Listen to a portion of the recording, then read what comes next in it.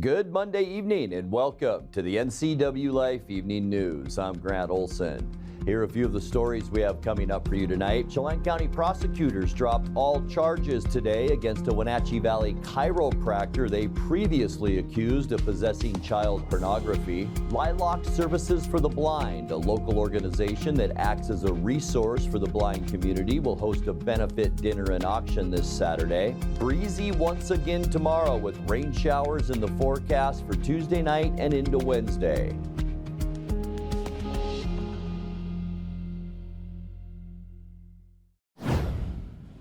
Two juvenile suspects in an August homicide in Moses Lake were arrested last week in East Wenatchee. The two teenagers, both 15 years old, were arrested Thursday by the East Cascade SWAT team and Columbia River Drug Task Force. They were among 5 people sought in the fatal shooting of 36-year-old Jeremy Flores, a father of 4, who died after gunfire broke out August 13th in the 800 block of Loop Drive. Authorities say one other juvenile, aged 13, has also been arrested in Moses Lake, as were 2 adults, 19-year-old Anthony N. Cruz and 31-year-old Ramon Mendoza. All are being held on charges of second-degree murder, drive-by shooting, and 4 counts of assault. An Okanagan County Sheriff's truck and a Washington State Patrol SUV were damaged, but no one was harmed after the 2 patrol vehicles collided en route to a police call Friday night. Sheriff's Deputy Justin Weigel was headed north on O'Neill Road south of Oroville about 7 p.m. when he missed a turnoff and attempted a U-turn. The State Patrol Ford Explorer, driven by Trooper Hunter Sorensen, was following and then struck Weigel's Ford F-150 in the driver's side. Investigators said Weigel's U-turn was the cause of the accident, which left both vehicles with damage but still drivable. Chelan County prosecutors dropped all charges today against a Wenatchee Valley chiropractor they previously accused of possessing child pornography. 63-year-old Wayne Latimer was arrested in June of 2022 for allegedly collecting explicit images of children through his Facebook account. He was scheduled for trial next month, but in court this morning, Deputy Prosecutor Chad Jenks admitted there was no evidence of child sexual abuse material on any electronic device seized by Chelan County Sheriff's deputies during the investigation. Just looking at the facts, looking at the charges, a purely legal analysis, we don't have those images on any of the defendant's devices. So this was purely a legal issue that the state could not get past in moving to trial on this. In court, Latimer's attorney, Brandon Riedall, has said investigators and prosecutors have known about the lack of evidence since at least November, and yet they allowed the case against Latimer to drag on for 10 more months. And it leads me to question whether or not we really learned the lessons that we should have learned in this valley 25 years ago. And so, again, hopefully bringing things like this to light, which if you don't, you are complicit in the problem. But hopefully bringing things like this to light and what Mr. Latimer has experienced wrongfully will cause us to learn, will cause people to maybe investigate before we charge people with crimes that are just by virtue of being charged or fundamentally life-altering. Latimer himself declined to comment on the case after Judge Travis Brandt approved its dismissal. Riedall said the allegations have badly affected his client's chiropractic business. City officials say there's a break in a 36-inch main line at the Wenatchee Water Treatment Plant. Public Works Director Rob Jammerman told the City Council on Thursday that the break in the 53-year-old concrete wrapped steel pipe was just discovered that day. The work could cost $1 million to $1.5 million, but Jammerman says the pipe must be replaced quickly. What's happened was we had noticed some settling in the area. We did some borings down there today, and we found that the sewer is leaching into the surrounding ground area. It's not leaching into the river or anything as far as we can tell, but we have reported to Ecology. Mike and Jessica are working on a plan. We're having to set up a bypass line, and we're probably looking next week to have the mayor declare an emergency so we can move quickly to get a contractor to work on that. The primary reason that's an emergency, not only just because of the pumping, we can only pump about 4 million gallons a day under our pump limits. And so if we had a large rain event that lasted for a long duration, we would quickly overflow our EQ basin on the other side of Worthen. So Jessica's a little nervous about that. We want to go ahead and move on this quickly and get this repair done. When we come back, the application window is now open for the 2024 Basic Gardening Training Course through WSU Master Gardener Program. And the second annual Umani Festival in Moses Lake is fast approaching and has returned just in time for National Hispanic Heritage Month. I'm Grant Olson, and you're watching the NCWLIFE Evening News. As the sun sets on another hot summer, let the experts at Blue Lagoon Pool and Spa winterize and close your pool. Closing your swimming pool is the most important service to get right. Letting the professionals from Blue Lagoon Pool and Spa close your pool will ensure that you won't cost yourself thousands of dollars in damage next year. Want to save a little money? Consider dropping the water level yourself and save. Don't wait. Blue Lagoon's pool closing schedule is filling up quickly. Call today. Hi everybody, Dan Coos alongside Jesse Coble from Alpine Air. My heat pump there's like steam coming out of it. It's making weird noises. Is this something I need to be concerned about? No, Dan, that's normal operation. Refrigeration technology steals heat from the outside, transfers it to the inside, and it creates frost on your heat pump. The defrost cycle melts that off, which creates steam and a little bit of noise. That makes sense. Turn to the experts at Carrier and Alpine Air. For heat and air, call Alpine Air. Thanks, Jesse. Thank you. If you're interested in becoming a certified Washington State University Master Gardener, then you're in luck. The application window is now open for the 2024 Basic Gardening Training Course. The course costs $175, and the main component of the course is conducted online. However, weekly in-person classes will begin January 20th and continue every Saturday through April 20th, and they're held at the Douglas County Transportation and Land Services Building. Classes cover a wide range of topics, including plant identification, soil science, plant health care, and pest management. Interested individuals can apply on the Washington State University Extension website, and the application deadline is Wednesday, November 15th.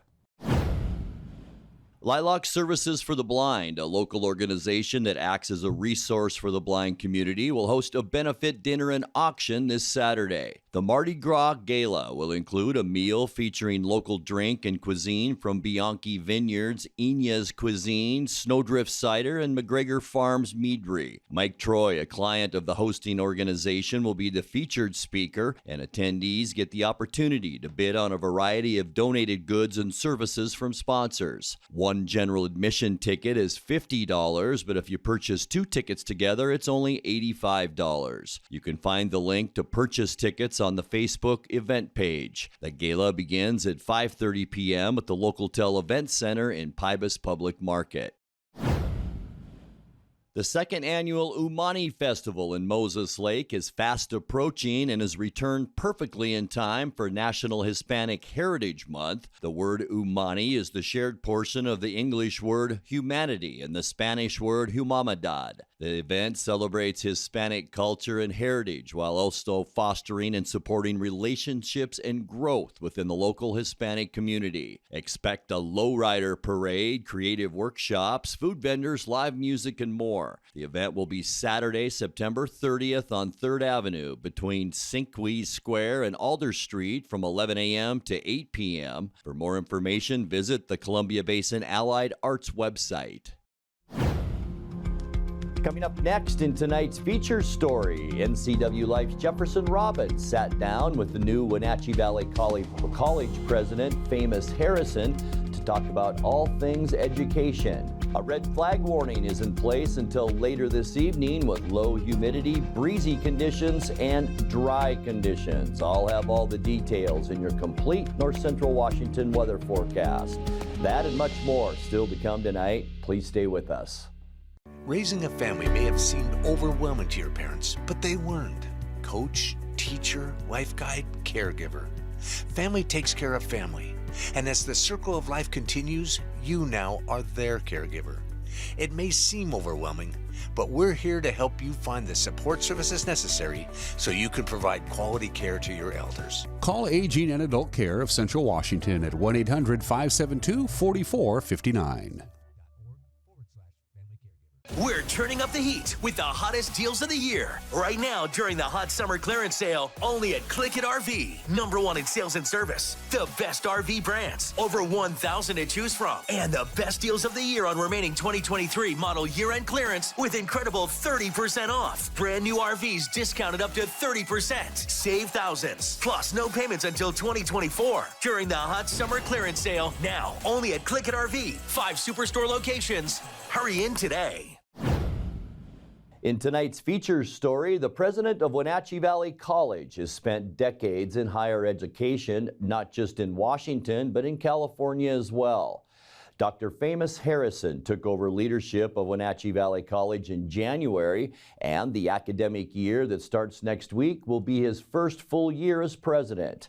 NCWLIFE's Jefferson Robbins sat down with Dr. Harrison last week and explored his philosophy of learning. To hear the president tell it, when you set out to raise a college student, it takes a village. Well, one, I've been familiar with Wenatchee Valley College and Wenatchee for over 30 years. I've had colleagues and people I've known back in the early 90s, late 80s that worked here. I've seen Wenatchee, how it has changed over the decades. I would be honest to say that when I came last October, it's been the first time I've been here in probably 7 to 10 years. So that was really a transformational experience for me, because back then, the last time I was here, I did not remember all of the new buildings that are in downtown and the development, and even the college has changed. You know, we have some amazing new buildings. The campus is beautiful. So that was something that was eye-opening. But to specifically answer your question, I always recognized the potential here in Wenatchee and North Central Washington. Now, I will specify North Central Washington because Wenatchee Valley College serves the largest region in our state for all community and technical colleges. Well, one of the two largest is our territory is over 10,000 square miles.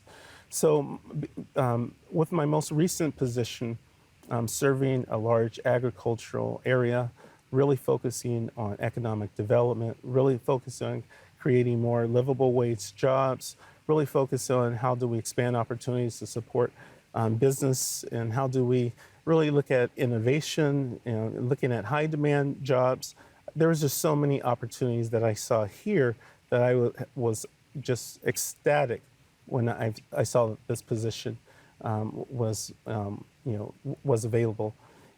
Other areas, again, with my experiences here in Washington State, I thought I could bring a lot of new energy to the college and to the region. Someone that has experiences with K-12 schools, someone that has experiences with community colleges, with universities, with workforce and economic development, someone that's done public-private partnerships.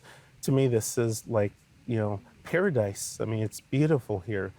So when Wenatchee Valley College, being the only degree-granting, short-term credential, associate's degree opportunity to serve a large community and region, it was just something I was just ecstatic to have the opportunity to be part of.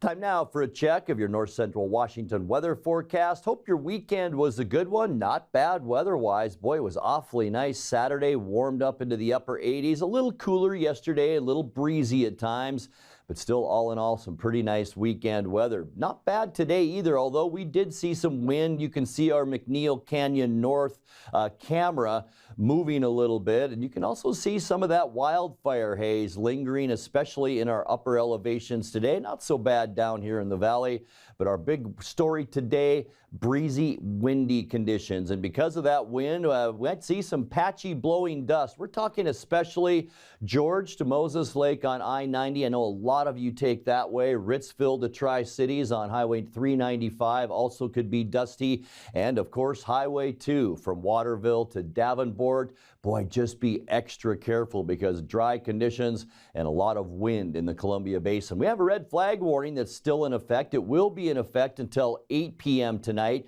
and it encompasses a wide area of south central and north central Washington. So new fires could spread rapidly with the red flag warning. You could see gusts between 25 and 35 miles an hour. It's dry and temperatures are warmer than they should be for this time of year. But as we take a look at our almanac, they weren't that much warmer today. In fact, a degree below normal unofficially here in the Wenatchee area at 75. 76 is where we should be. Our record high, 90 degrees, and that was set in 1994. 63 warm degrees this morning. 11 degrees above where we should be for an overnight low at 52, and our record 41 degrees set in 1998. Sunrise this morning 6:42, and it sets for us tonight at 7:07. All right, let's get you into those Tuesday temperatures. We're even going to cool down a little bit more. Very strong northwesterly flow that I'll show you in a second. That's the reason why.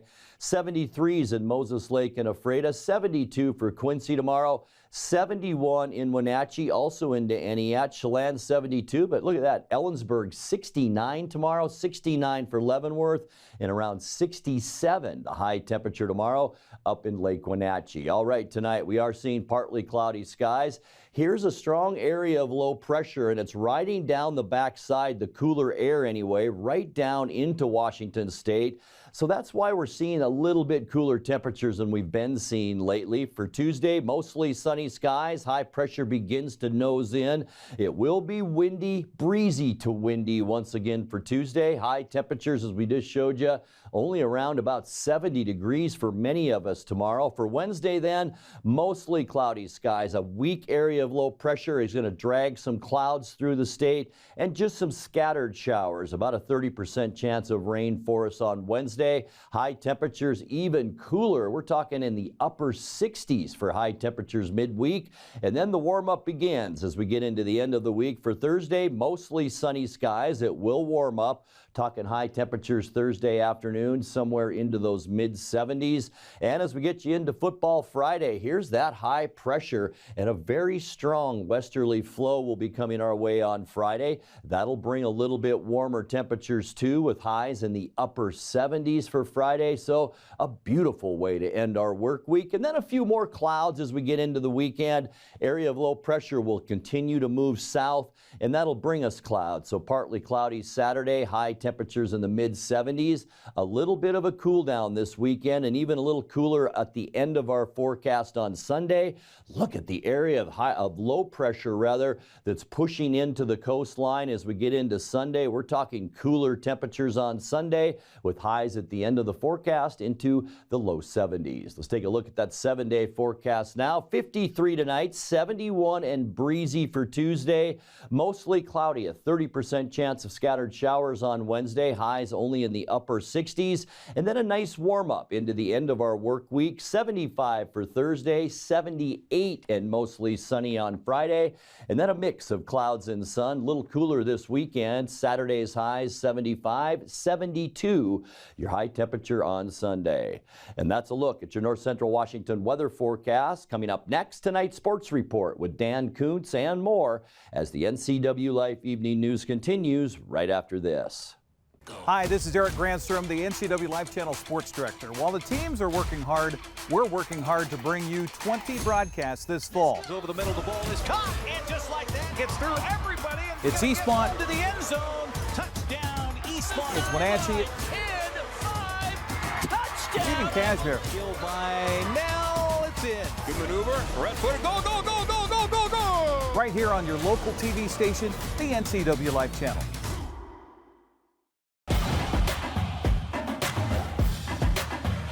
Eastmont wins the Bridge of Sportsmanship game for the 7th consecutive year, and no real problems for the Wildcats. Friday night at Lieboff to field of the Apple Bowl. The final was 49-10. No score in the first quarter, and then Peyton Guest scored the game's first touchdown, a 4-yard run. That capped a short drive following Graydon Schneider's block punt. Landon Moore put Eastmont up 14-zip on a 22-yard touchdown run, following Eastmont's defense stopping the Panthers on 4th down near midfield. Wenatchee did capitalize on a muffed punt, kicked a 23-yard field goal just before half, and then the Wildcats dominated the second half, scoring on 4 straight possessions, 42-3 the lead, 49-10 the final. We were there with the call, Eric Grandstrom. Flugie will shift back behind Devereaux. You got to think they go with a big guy. They will. Handoff right side, bounces off of a man, still churning. He's going to be short. Eastmont stands him up and turns him aside. The punt is blocked. It's blocked. Loose at the 15-yard line. Getting in there on the punt was Graydon Schneider. He split the line, got in there, got a hand on the ball, blocked it, and a big turnover here as Eastmont will take over at the 16-yard line. On a 1st down and goal from the 4. Gale, turn, fakes the handoff, hands it off to Guest. Peyton Guest into the end zone. Touchdown, Eastmont.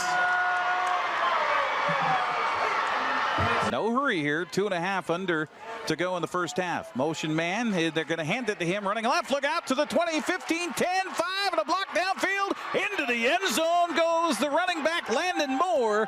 The 5'7", 160-pounder gets his first touchdown his senior year, and it comes to the bridge of sportsmanship with 2:19 to go in the half.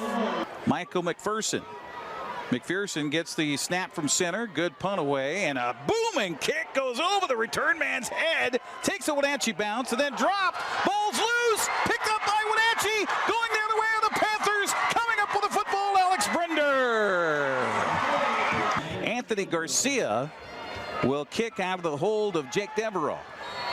Ball left hash mark, angle left to right. They'll spot it at the 13, so a 23-yard field goal attempt, and it is just inside the upright on the right side, and will give Wenatchee some points. 3rd and 12.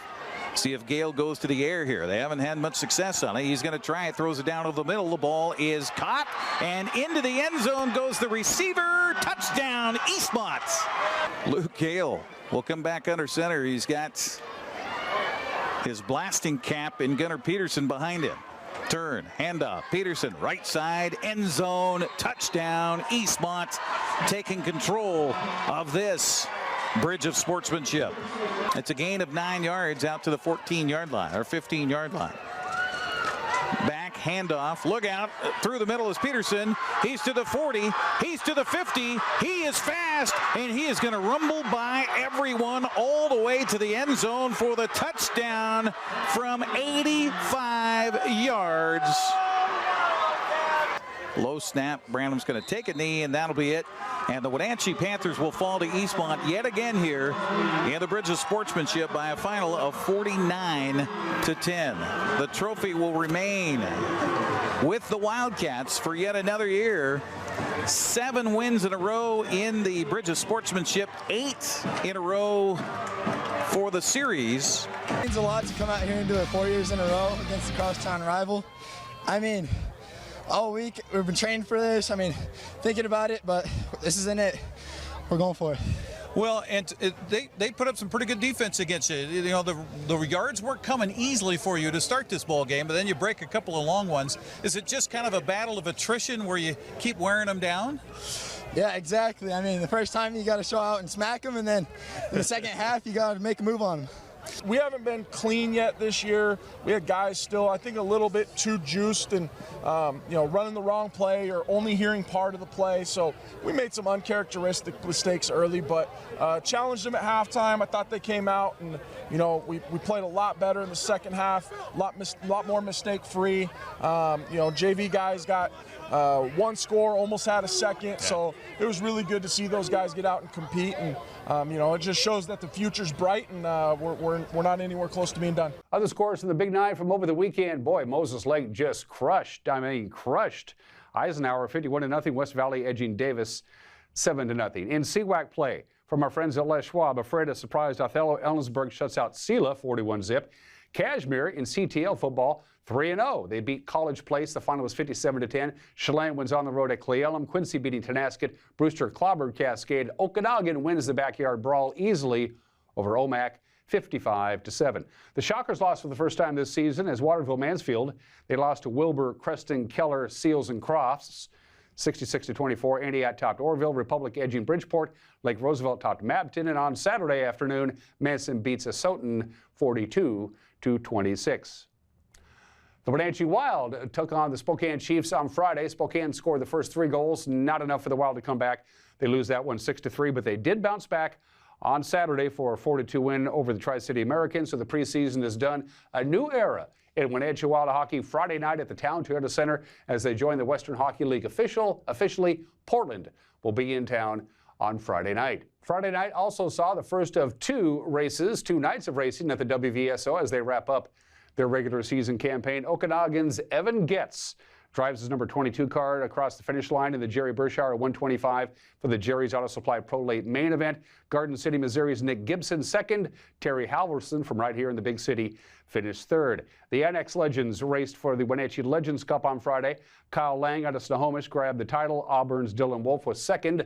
And Braden Wager, who apparently does not have a hometown, finished third. We'll pass a hat and give him a hometown.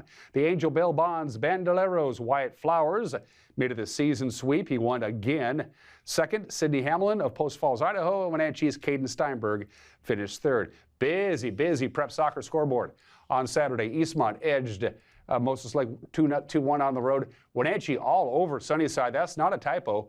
12-0. The other winners, Quincy shutting down Warden. East Valley Clock Cascade. Cashmere traveled to Overlake, picked up a 5-1 win. Lake Roosevelt edged Manson, Clallam blanked Okanagan, and Tenasket over Adna.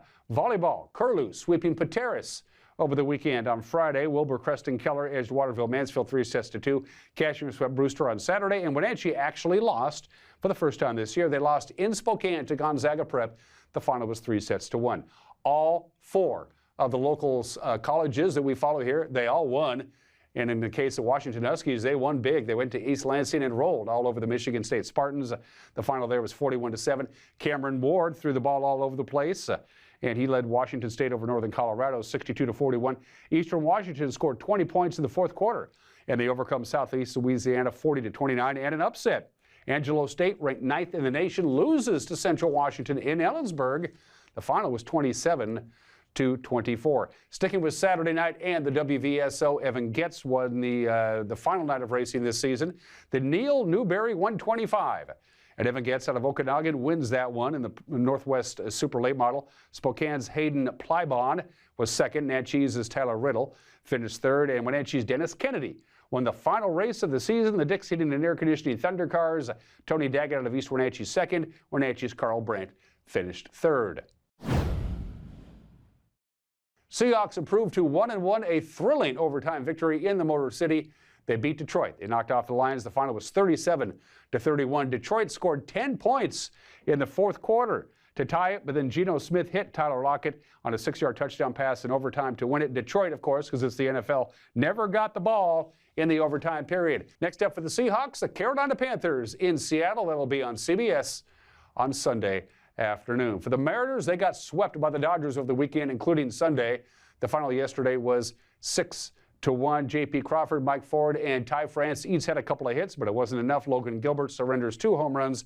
He takes the loss. Seattle is in Oakland tonight, 6:40 on Root Sports Northwest. Standings, Houston salvaged the final game of their series with Kansas City, and they lead Texas by a game and a half in the division. The Rangers swept by the Guardians, including a 9-2 decision yesterday. So the Mariners are now 2.5 games behind the Astros in the division. And the sweep by the Dodgers also lands Seattle on the wrong side of that line. They're now on the outside looking in.